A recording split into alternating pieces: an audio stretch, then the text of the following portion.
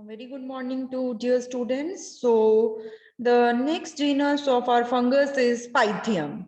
So it comes under division Eumycota, subdivision Mystigomycotina, class Oomycetes, order Pyreneosporales, family Pythiaceae, and genus is Pythium.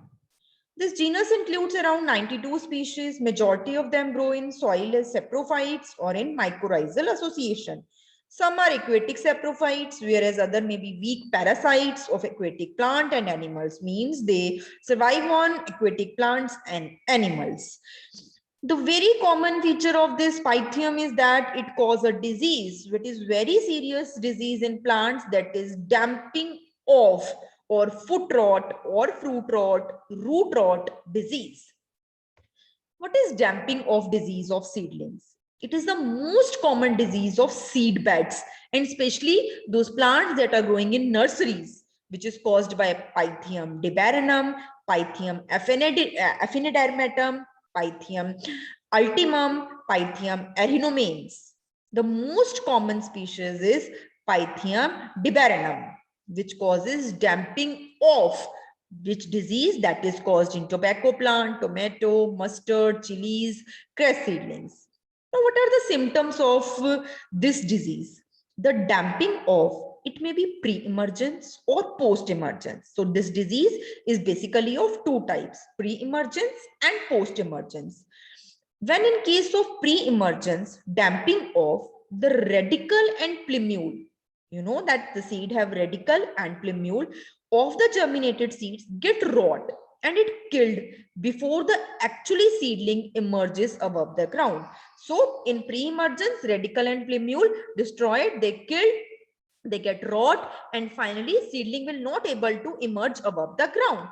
But in post-emergence, it is characterized by the infection in the basal part of the stem or the hypocotyle of seedling. Therefore, the infected portion becomes soft, water-soaked, and the basal portion, when gets killed, soften, and so the stem or the hypocotyle, the young seedling, it fails to stand erect and it damp off, it fallen off. So finally, that is why this disease is called as the damping off disease of the seedling. So you can see this diagram here, the normal plant, normal seedling having the root, hypocotyle, cotyledons. But if the Pythium infect this seedling, the main portion, that is the basal part of the stem, it get killed or softened, and finally the seedling will fall off, it rot away, and that is why it is called as the damping of seedling. Now, the vegetative structure of this fungus, Pythium is basically a fungus. So the vegetative plant body, it consists of long, filamentous, branched, aseptate, and multinucleate hyphae. So the hyphae is, that is, it is long, it is branch, you can see in this diagram, it show the branching. It is multinucleate, means having many nuclei, and it is aseptate. Aseptate means there is no such division. It is not like this. If it is like this, it is called a septate hyphae. It doesn't have such divisions, such branching, such separation, so it is aseptate. And such condition of hyphae is called as a acellular cenocytic hyphae. Now the septa appear during the differentiation. Now this septa, it can appear during the differentiation of sex organs or in older hyphae. When parasitic, this mycelium is both intercellular as well as intracellular, but there is no haustoria is formed. So the hyphae is acellular cenocytic, it is long, it is branched, it is multinucleate, it is without any septa. Now, coming to the reproduction.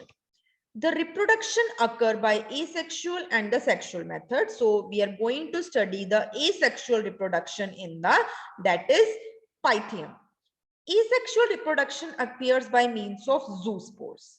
So we have already studied in the Phytophthora that inside the zoosporangia, zoospores are formed. So in case of Pythium, the asexual reproduction occurs by means of zoospore that are obviously produced in the zoosporangia. The sporangia vary in size. It may be globose, it may be filamentous.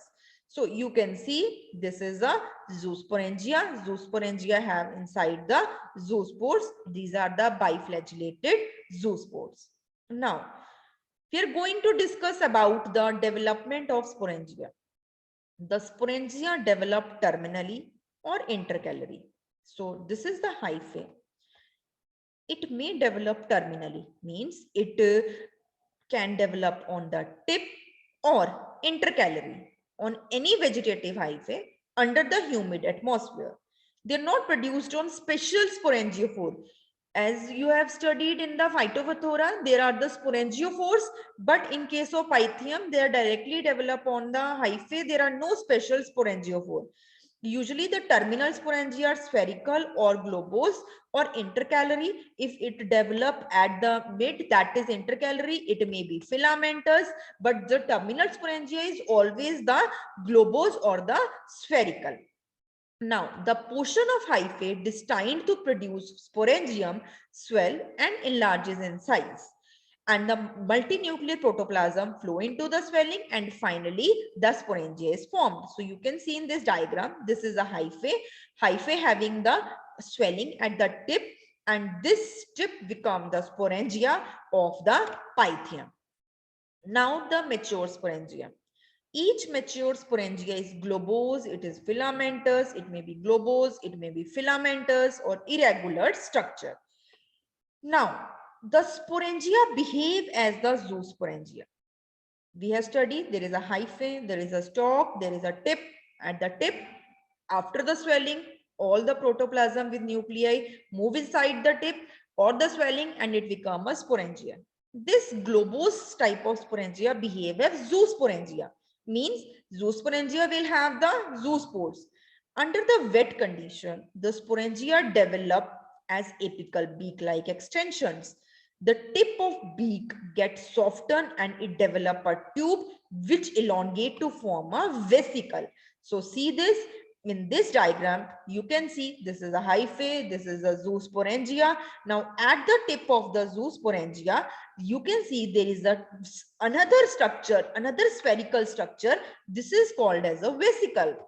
Now all the content of zoosporangia through this tube-like structure will move inside the vesicle and all the nuclei will metamorphose, they will form the zoospore. It is obviously biflagellate. So biflagellate zoospores, when they fall off, they germinate with the help of the germ tube.